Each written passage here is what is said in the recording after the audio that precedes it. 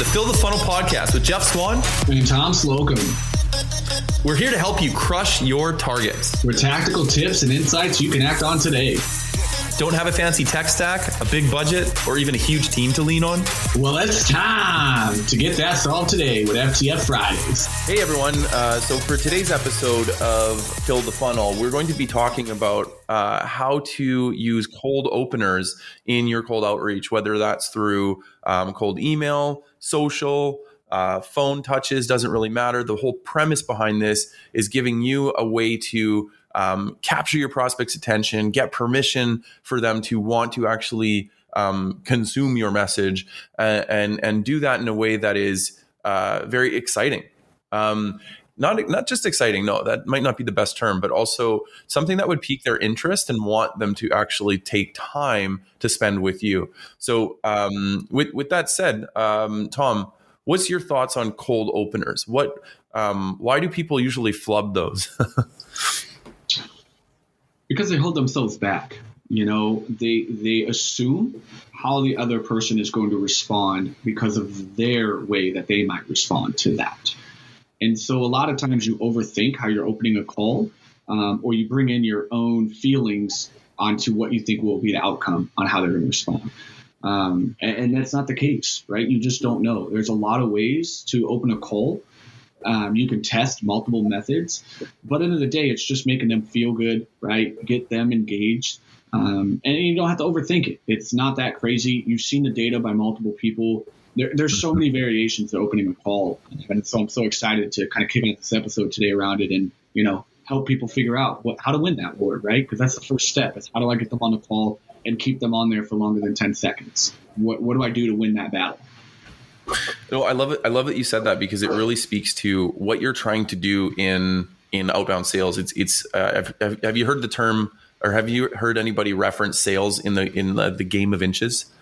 So like when you're thinking of football, it's all about getting that extra yard, 2 yards, the next play, the first down, right? Like when you're talking about sales, you're always trying to get that next commitment. Do I have your permission to speak further, right? And there's some people in cold calls, as an example, that use the literal, do I have your permission to speak my elevator pitch? You know, do you have 27 seconds for me to tell you why I called, right?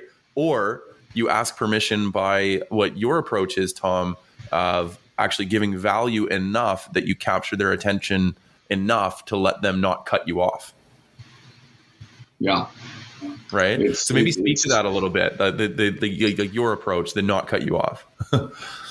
The not cut you off is fun, right? It happens, but it is a battle of inches. All I'm trying to do is just, let you hear me out, right? Because I put in time and effort, or you should have, to really research this person that you're calling, and you have an intent to call them.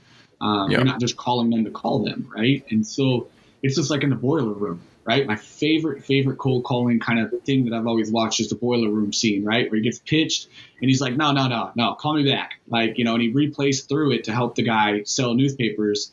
And then at the end of the call, he still says, yeah, no, I'm not interested. But great job, right? But, we're trying to win that battle. And so, I usually just kind of, I have an overly excited tone. It throws people off, right? You've got to be a little bit overly excited. It's contagious. People will be excited with you, and it feeds through the call because that's all you have to sell yourself right now is that. For whatever reason, though, salespeople think they hate it, right? They think that it's the most childish approach, but it's really not because it's contagious. And again, it's a change of pace to hear somebody on the phone who isn't miserable. So, being overexcited, I tend to add, my favorite opener is by our good friend, John Burroughs. And that is the reason for my call is. Yep. And that's my best approach because I'm just a direct guy. I don't like fluff. I think it's ridiculous and it doesn't work for me, but it does work for many others because that's your personality. So for me, I just get right into it and let them know the reason for my call is, and I have a very, very powerful value prop that is personalized to them. And that earns me the right to continue the conversation. And that typically is my approach. Is just coming in overly excited. Hey, Jeff, it's Tom over at Milestone. Hey, the reason for my call is boom, boom, boom. And then go right into an open-ended question and get them engaged in changing their thought process. No, that's awesome. I love that. So you mentioned personality, which is very interesting. I'm a big fan of the personality world, and the whole psychology behind it. And I'm not sure if you're familiar with this concept, but I worked with a company that was in personality assessments, and I was lucky enough to actually have an occupational psychologist explain this to me of why Mhm. the reason for my call works.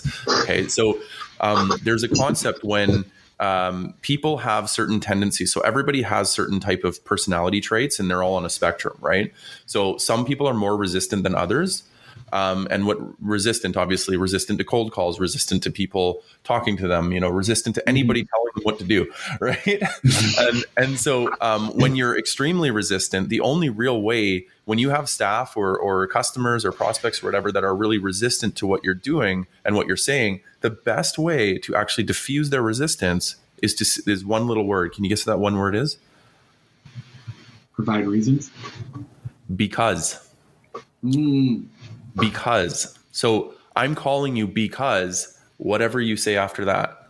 Now, the concept works in what you're describing from John Barrows is the reason for my call. That's the exact same thing as because. It's giving them a reason so that they understand that you're doing something. You've thought this through. There's a reason you're calling, and it cuts down walls. Now, obviously, it doesn't work on everybody, right, Tom? Like it doesn't work on everybody, Yeah. Right. but it does capture more resistance from people, and it breaks down the walls so that you can, like you said, get into that conversation, have a healthy dialogue that Hmm. really makes them think about something, right?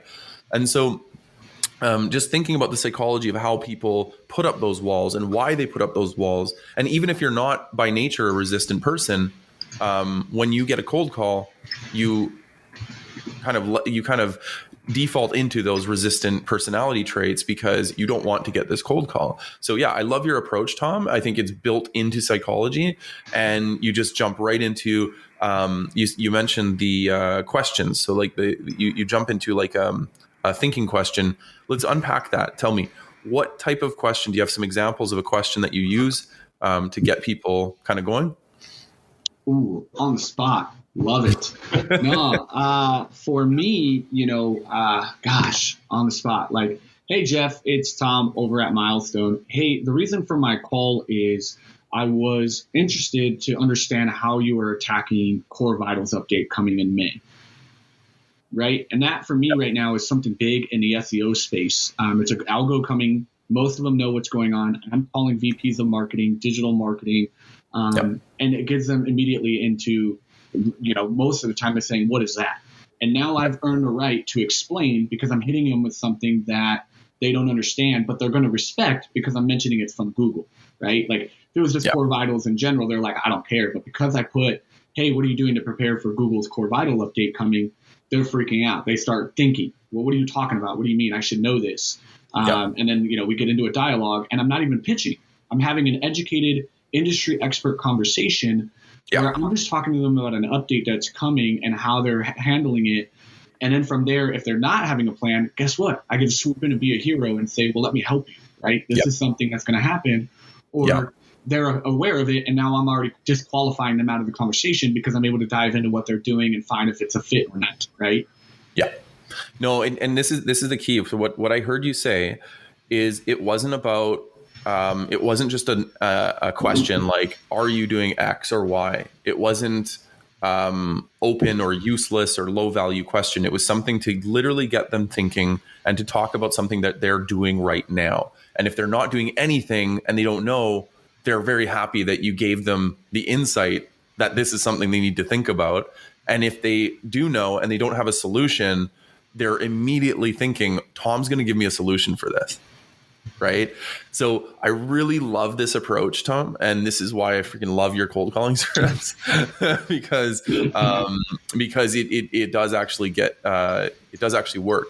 And so I'm gonna take what you just said. I'm gonna translate it over to email and why this same idea works in email. Yeah.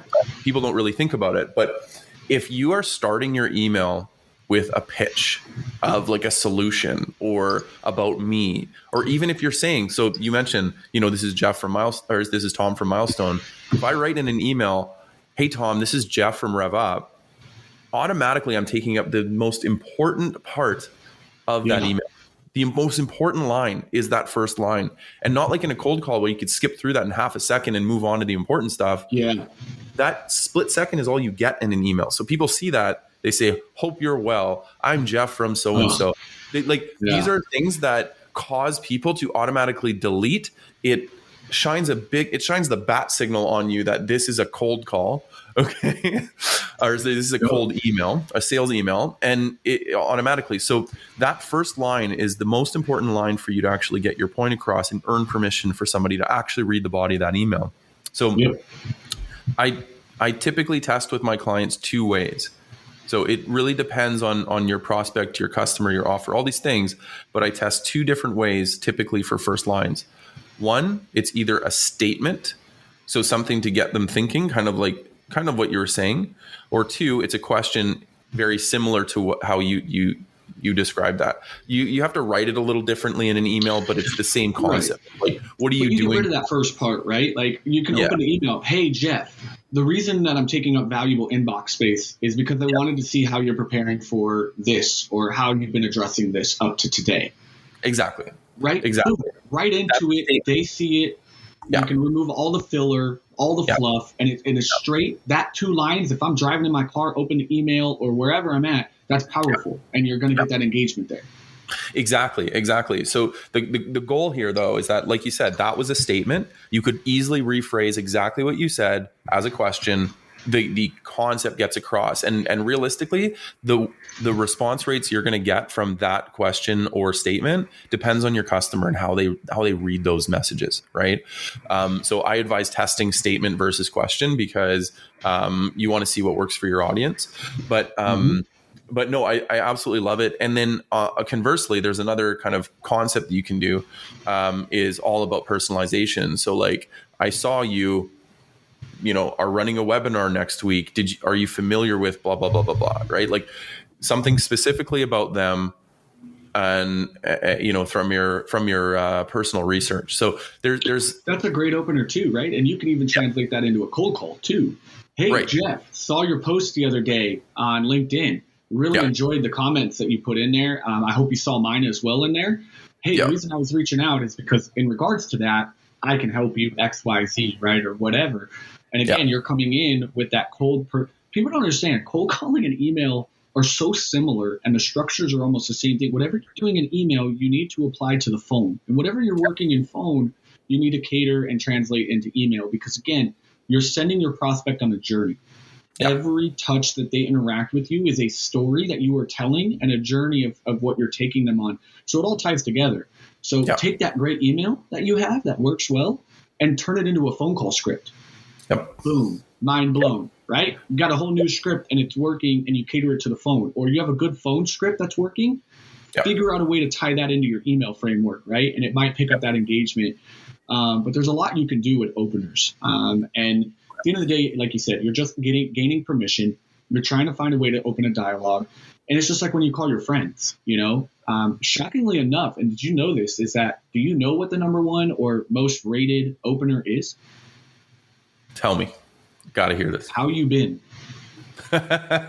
Not how are you? How have you been? How have you been? How have you been? Isn't that crazy? It is such a powerful, and it doesn't, and by the way, this doesn't have to have any previous interaction, right? It's not like you're referencing that you've had, it doesn't matter. This has actually been proven on exclusively first interactions. And it's crazy because it's such a pattern interrupt. It's unexpected, right? They're thinking, oh my God, have I talked to you before? Right? How have you been? Acts like we've had engagement of any sense. And again, you're triggering their mind to think, and you're catching them. Because a pattern interrupter for me is a way to stop them from saying what they're going to say anyway, which is, no, not interested or whatever, right? So by saying that, you're getting their brain to stop preparing that defense, and all of a sudden be like, or prepare that offense, I guess I should say, right, to come at you. It breaks that up real quick, and now they're letting their guard down, and they're on the defense, and now you can swoop in because you've disrupted them, and they're like, what do you mean, how have I been? And so I thought it was crazy that actually, to be truly honest, if you're in any type of sales aspect and you're using calls to generate and fill your funnel, ultimately it really is okay to just start the call with, hey, Jeff, how have you been? Because that's how you would call your friend, right? So it makes them feel like you have a relationship and the guard gets down. Pretty crazy. It's personal, it's human, right? It's human. It's casual. Mm-hmm. It's not something that sounds like a cold call or sounds like I'm trying to be too formal with you. Like how you been starts it off, makes them think about how they have been, not how they're doing today. Maybe it's a shitty day. They don't have to think about it, but like they're thinking, how have I been, right? So the number one thing, one of the biggest impact in people recognizing a sales email or a sales LinkedIn connection request or anything like that is when it's very formal, where it's in very like jargon language and all the different big words we like to use, acronyms and whatever else. If you're talking in a cold call, an email, a social, if you're talking like you are talking to a friend, like how Tom and I talk, then you're going to get further along than you are if you're going to sound like a billboard. If you're going to say like, hey, we help blah, blah, blah, blah, blah with this and this and this. If you sound like a billboard, you're going to come across as a billboard. If you sound like you're talking to a friend and starting off with something as simple as how you been, you're going to actually be responded to as a friend, and you're going to get respect and trust and engagement to actually move forward. So yeah, 100%. I agree. And Tom, I have a little secret for you. One of the key things that we do at RevUp to create excellent sequences for people is we take their cold call script, we optimize the crap out of it, Yes. and then we create a story in what we call breadcrumbs to actually create sequences from that cold call script. So we don't believe that your sequence should be all about this whacked stuff all over the place. It should be, what value are you trying to bring to your client? And in that short elevator pitch, now let's turn that into a story. Let's unpack that story, think of all the different touch points, and then create an email from it, create a cold call script, create a social touch, like create a social post for all that matters, et cetera, et cetera. You get the joke. It's crazy, right? Like at the end of the day, people overthink it. It's about being human. It's about, it's not about how pretty things look. When you look back at things that you've done or had interactions with people, they may not have been the best speaker, but what matters is with whatever that's being presented is their value. Yeah, that's the key. And send somebody on a journey of value. I have very poor grammar and punctuation when it comes to when I do my email copies or when I do things. I'm not great at it. No secret sauce there. But I usually send them to people for those edits, right? But when I've actually sent those emails without the beautifulness of it, right, I've been capturing it, I actually have a pretty good engagement because it's human. It's normal. They're okay with that. They laugh or they say, oh, you spelled this over this, right? It's not about that. Nobody cares. VP of sales do not have enough time to pick at your email. They don't care. What they care is how is it presented. No, and so of everything you're saying, the bottom line is openers get interest, get attention, earn that next step. That's it. Thank you for joining us for another episode of Fill the Funnel podcast. If you like what you heard, be sure to hit subscribe on your favorite platform, give us reviews, and tell all your friends about us. Till next time, happy hunting.